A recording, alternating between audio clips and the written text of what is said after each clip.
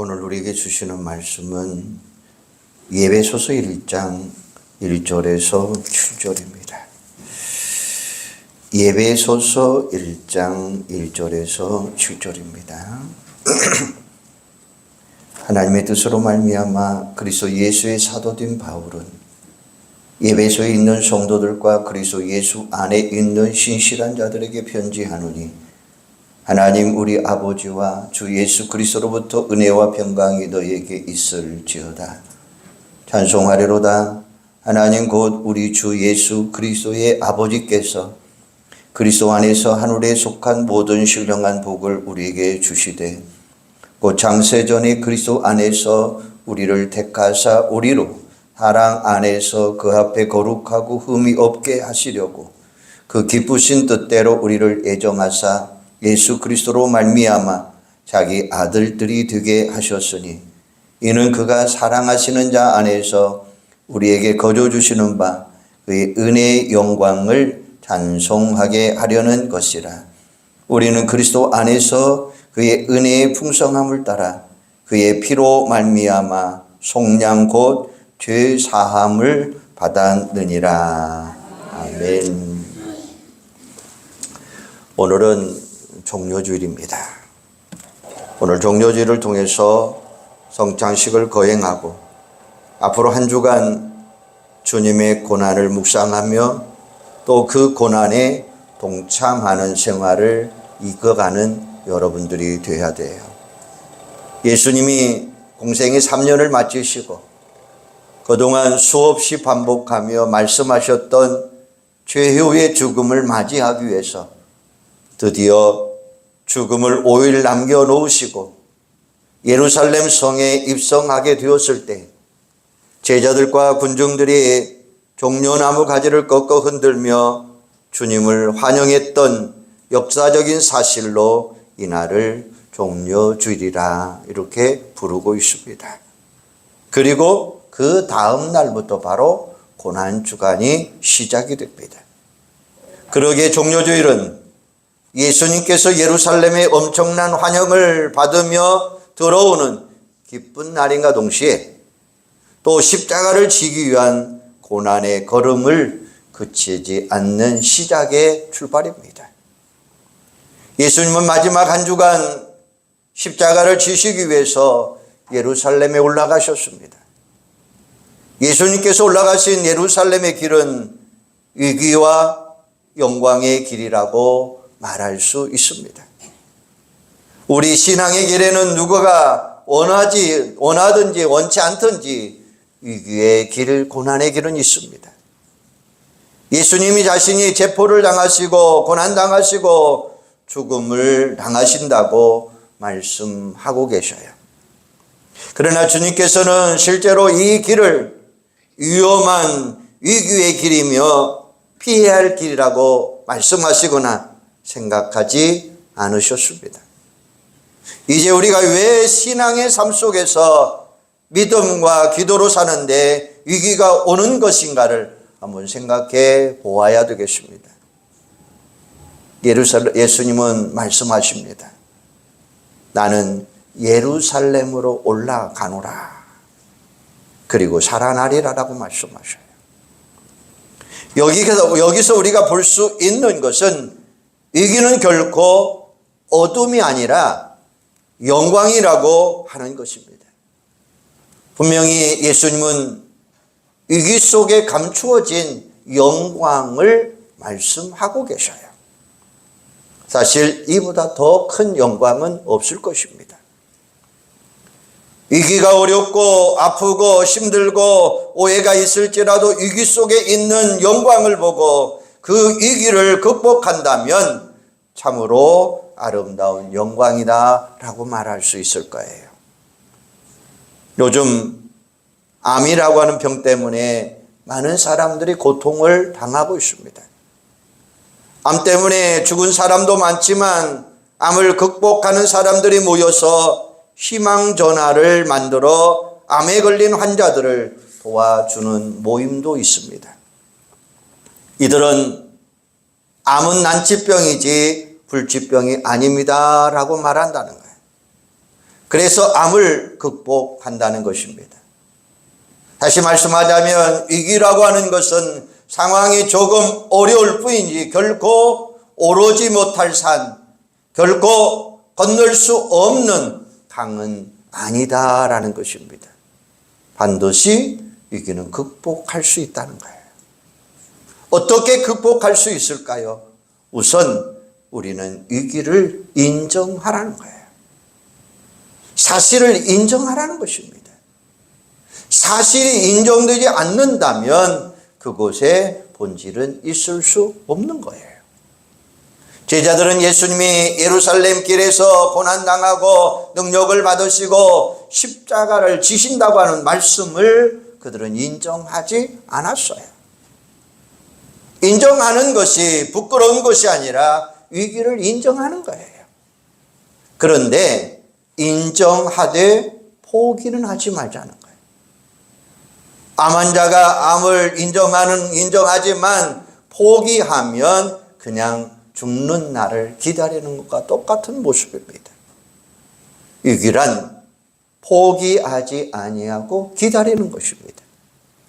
그런데 이런 환자들은 두 가지를 포기하지 말아야 되는데, 첫째는 먹는 것을 포기하지 말자는 거예요. 둘째는 일을 포기하지 말자는 거예요. 여러분, 신앙의 위기도 똑같은 모습입니다. 우리에게 믿음의 위기가 있어도 하나님의 말씀을 포기해서는 안 된다는 말씀입니다. 하나님의 말씀을 포기하면 영적으로 영양실조에 걸리게 되고 하나님의 일을 포기하는 결과가 되는 거예요. 그러면 무기력하고 우리에게 남는 것은 원망밖에 없습니다. 우리가 위기를 극복하는 것은 하나님 앞에서 말씀을 포기하지 않는 거예요. 하나님의 일을 포기하지 않는 거예요. 주님은 포기하지 아니하고 예루살렘으로 가셨습니다. 이럴 때 우리 그리스도인은 내게 조용히 던지는 엄숙한 물음을 경청할 줄 알아야 되고 그 물음에 정직하게 대답할 줄 알아야 돼요. 그것은 곧 그때 거기에 너 있었느냐라는 말씀이에요. 언제 어디에 있었는 것일까요? 바로 기도 동산에 너 있었느냐라는 말씀입니다. 평소에도 새벽 미명에 혹은 밤을 새워 기도하고 심써오신 주님이지만 주님의 최후의 만찬 그리고 목요일 밤 그에게 있어서 기도는 절정의 밤이었습니다. 그러면 매번 그렇게 못했을지라도 적어도 그날 밤만은 마땅히 제자들이 주님과 함께 기도의 동산 겟세마네 동산에 있어야만 했습니다. 나를 위한 기도에 내가 외면할 수 없는 일이라면 제자들도 그날 밤 주님의 동산, 기도의 동산에 있어야 마땅한 것입니다. 그러나 그날 밤 저들 중에 주님의 기도에 함께 동참한 사람은 한 명도 없었습니다. 기도의 동산에 너 있었느냐고 묻고 계시는 거예요. 십자가 언덕 거기에 너 있었느냐 오늘 말씀하고 계셔요. 주님께서 병자를 고치시던 기적의 자리에는 수만 명의 무리가 있었고 떡을 떼며 벳세다 광야에서 장전만 5천 명이 넘었건만 주님께서 십자가에 달려 골고다 언덕 거기에 저들은 함께 있지 못했다는 것입니다. 따르던 군중들은 물론이지만 사랑하며 가꾸어 놓은 12 제자마저도 요한 한 사람 외에는 아무도 거기에 있지 않았습니다. 아무도 십자가를 회피하고서는 주님의 뒤를 따를 수 없다는 것입니다. 주님이 십자가에 달릴 때, 주님이 나무 위에 달릴 때, 해가 밝은 빛을 잃을 때에 주님을 그 무덤 속에 뉘울 때, 주님이 그 무덤 속에서 나올 때 거기 너 있었느냐고 물으신다면 신앙 고백적인 대답은 분명하게 할 줄 알아야 된다는 것입니다. 모든 죽음의 고통을 감수하면서 서서히 죽어가야 하는 것이 십자가에 달린 모든 사람들의 운명입니다. 세상에 이 십자가의 형틀만큼 무서운 고문이 어디 있으며 십자가의 죽음만큼 잔혹한 죽음이 어디에 있습니까? 로마의 시세로는 십자가를 가장 잔인하고 가장 무서운 죽음이다라고 말을 했어요. 필리핀에 있는 어떤 사람은 예수님의 십자가의 고난을 직접 체험해 보겠다고 자기 손에 못을 박았다고 합니다. 발에는 박지 못하였고 양손에만 박았는데 그는 못을 다 박기도 전에 그만 까무러치고 말았다라고 하는 이야기도 있어요. 그런데 예수님은 마지막까지 정신이 흐르지 않을 뿐만 아니라 비명 한마디도 지르지 않으셨어요. 그 모든 고통을 안으로 흡수하면서 홀로 그 모든 고통을 견디면서 가셨던 것입니다. 예수님이 그 모든 고통을 그렇게 감내할 수 있었던 원인이 무엇일까요? 바로 그것은 우리를 사랑하시기 때문이었습니다. 사랑이 없는 사람은 고통할 때 비명을 지를 수 있지만 사랑 때문에 고통하는 사람은 비명을 지르지 않습니다. 사랑 없이 고통을 당하는 사람은 까무러칠 수 있지만 사랑 때문에 고통을 당하는 사람은 까무러치지 않는다는 말씀이에요. 그래서 어떤 학자는 이렇게 표현합니다. 예수 그리스도를 십자가에 매달려 있게 한 것은 철못이 아니라 사랑이었습니다 라고 이야기하고 있어요. 우리 예수님은 십자가를 통해서 하나님의 이 놀라운 사랑을 우리에게 알려주시는데 성공한 것입니다. 그래서 우리 주님이 외친 한마디가 뭡니까? 다 이루었다라고 말씀하셔요. 숨이 끊어지는 마당에서 이 죄인들이 하나님의 사랑을 알게 되었구나. 이 죄인들이 드디어 하나님의 사랑을 받을 수 있게 되었구나.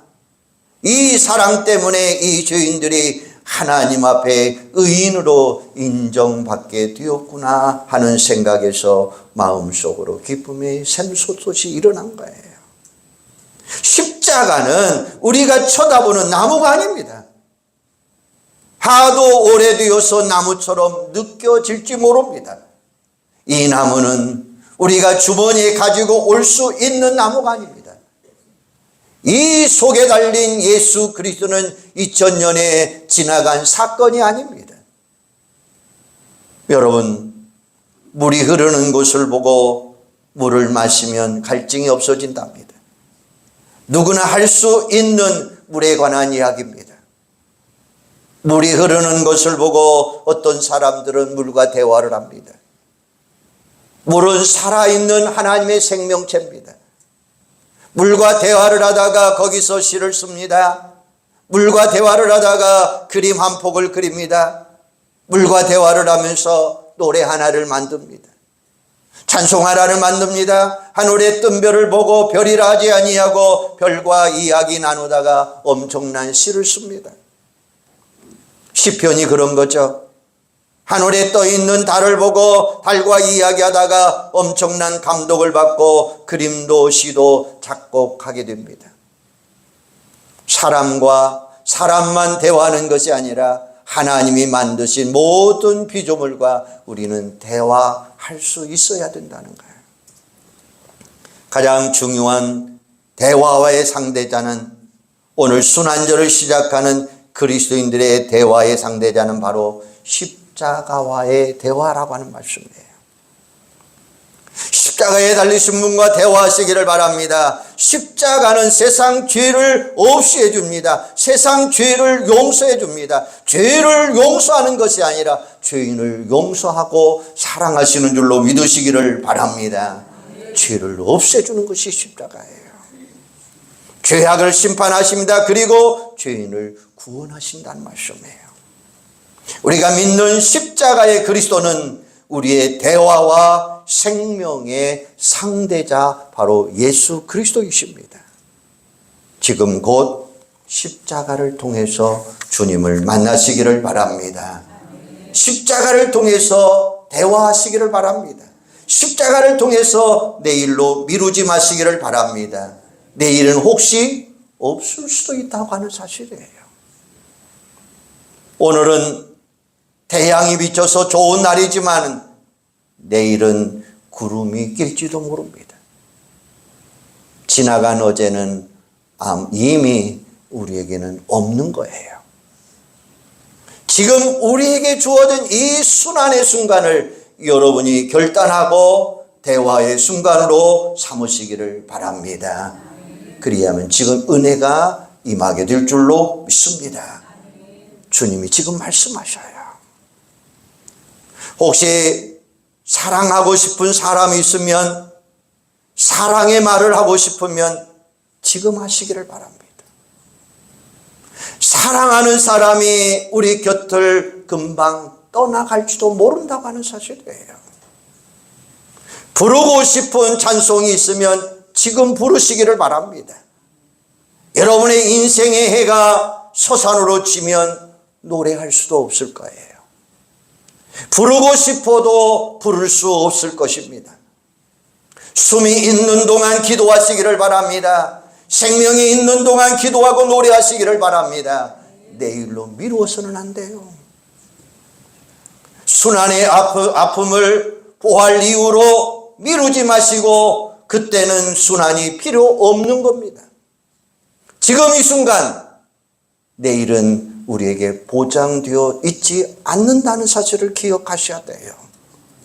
사랑하는 여러분, 우리가 이번 주간 고난주간 특별 기도가 있습니다. 숨이 있는 동안, 생명이 있는 동안 한 걸음 한 걸음 걸을 수 있는 이 시간 교회 나와야 될 줄로 믿습니다. 우리가 이 순간 하나님 앞에 기도하는 자들이 되어야 될 줄로 믿습니다. 이 순간을 놓쳐버리면 우리 기도할 수 없어요. 우리 이 순간을 놓쳐버리면 찬송할 수 없다고 하는 사실입니다. 오늘 이 순간을 놓쳐버리면 주님 앞에 나와 예배 드리고 싶어도 예배 드릴 수 없다고 하는 사실입니다. 순환의 계절이 지나면 부활은 당연히 오는 게 아니에요. 순환 속에 부활이 잉태되고 뿌리가 되고 나무가 자라서 열매가 되는 거예요. 순환의 텃밭에 부활의 열매가 자라나게 되어 있는 거예요. 사랑하는 여러분, 여러분이 한 편의 작품을 만들면 그 작품을 만들기 위해서 얼마나 노심초사하십니까? 기획도 해야 되고 생각도 해야 되고 고심도 해야 되고 기도 많이 해야 되잖아요. 일단 작품 하나를 만들면 그걸 연주하기 위해서, 그걸 읽기 위해서 얼마나 고생하십니까? 우리의 몸과 마음을 통째로 바쳐야 될 시간이 오늘 이 시간이 되는 줄로 믿습니다. 예배소는 이렇게 말을 해요. 여러분은 하나님이 만드신 위대한 작품이라고. 하나님이 우리 한 사람 한 사람을 만들기 위해서 얼마나 많이 고심했는가 한번 생각해 보세요. 시편 기자는 이렇게 말합니다.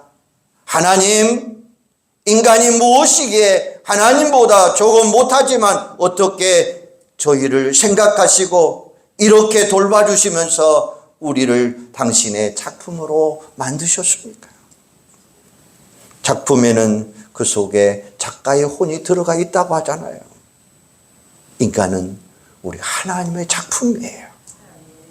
인간 속에, 우리 가정 속에, 우리 사회 속에 하나님의 형상대로 만들어진 혼이 그 속에 들어있다고 하는 사실이에요. 그래서 우리 주님이 너를 거룩한 존재다라고 이야기하고 계시는 겁니다. 10세기경에 아프리카 사람들이 불렀던 십자가의 찬송이 있습니다. 십자가는 길을 잃는 자들의 길입니다. 십자가는 저는 사람들의 지팡이입니다. 십자가는 눈먼 자들의 안내자입니다. 십자가는 약한 자들의 힘이 됩니다. 십자가는 절망에 빠진 자들에게 힘이 됩니다. 십자가는 노예들에게 해방입니다. 십자가는 헐벗은 자들에게 옷이 됩니다. 십자가는 상처받은 사람들에게 치유가 됩니다. 십자가는 물을 찾는 자들에게는 샘물이 됩니다. 십자가는 뿌려진 나무에 부어지는 생명수 물입니다. 십자가는 죄악과 허물에 허덕이는 자들에게 구원자이십니다. 십자가는 죽어가는 사람들에게는 생명이요 부활입니다 라고 하는 찬송이었습니다. 세계에서 가장 높은 십자가 종탑은 시카고에 있는 템플 교회에 있습니다. 어느 날 수많은 사람들이 걸음을 멈추고 이 십자가를 쳐다보고 있었습니다. 변화가 내거리에 이 탑이 있지만 그동안 쳐다보는 사람은 거의 없었다는 것입니다. 이날따라 주목거리가 된 것은 높은 탑의 십자가에 일꾼들이 매여 달려서 수리하는 모습이 있었기 때문이었습니다. 빈 십자가는 관심 밖에 있었으나 사람이 매달려 있을 때에 그 십자가는 세상의 눈길을 모았다는 것입니다. 여러분, 잘못 지고 있는 자신의 십자가를 이번 고난 주간을 통해서 바로 수리하시기를 바랍니다. 십자가에 매달린 여러분들이 되기를 주님의 이름으로 소망합니다. 십자가에 바로 자신이 달려 있지 아니하면 자신의 가정과 이웃과 그리고 나라와 민족에 아무런 의미가 없다고 하는 사실이에요. 자신이 고난의 십자가에 달려 높이 들릴 때에 가정과 나라와 민족이 나음을 잊게 되는 현상이 일어날 줄로 믿습니다. 예수님께서 받으신 십자가의 고난의 잔은 우리에게 삶의 치유와 축복의 잔, 회복의 잔이 될 줄로 믿습니다. 오늘 받으시는 성찬 내식을 통해서 그리스도의 고난의 잔에 동참함으로 여러분의 삶이 치유와 축복과 회복의 역사가 일어나시기를 주님의 이름으로 축원합니다. 기도하겠습니다. 하나님, 오늘 종려주의를 통해서 다시 한번 십자가를 바라보게 하여 주시옵소서. 그 십자가를 통해서 예수님의 고난과 우리를 통해서 역사하시는 삶의 치유와 회복의 역사, 축복의 역사가 일어나게 하여 주시옵소서. 많은 사람들의 십자가를 피하려고 하지만 우리 주님은 우리에게 그 십자가를 지고 나를 따르라고 말씀합니다. 오늘도 그 십자가 지고 주님 앞에 다가가는 저희들이 될 수 있도록 주여 역사하여 주시옵소서. 지금 이 순간 우리는 말하게 하여 주시고, 지금 이 순간 찬송하게 하시고, 지금 이 순간 하나님 앞에 기도하는 자들이 되게 하여 주시옵소서. 생명이 있는 동안 노래하게 하시고, 생명이 있는 동안 찬양하게 하시고, 생명이 있는 동안 예배하게 하시고, 내일로 미루는 자들 되지 않게 하여 주시옵소서. 순환의 아픔을 통해서 부활이 있는 것처럼 순환의 고난을 통해서 하나님의 사랑을 다시 한번 되찾는 저희들이 되도록 역사하여 주시옵소서. 예수님의 이름으로 기도하옵나이다. 아멘.